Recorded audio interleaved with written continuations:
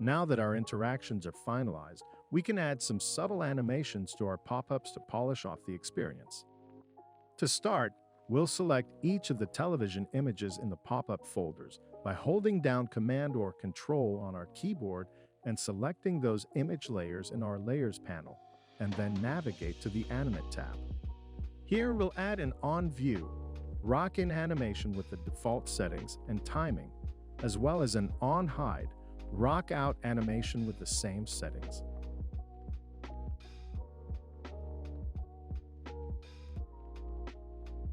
Let's also select the text within all of our pop-up folders.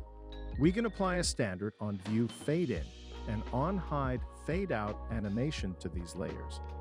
When you're finished, go ahead and open up the preview window to see how our timeline works now. If you have any questions while creating your timeline, feel free to reach out in the chat widget, and be sure to check out our other advanced courses on interactions and animations.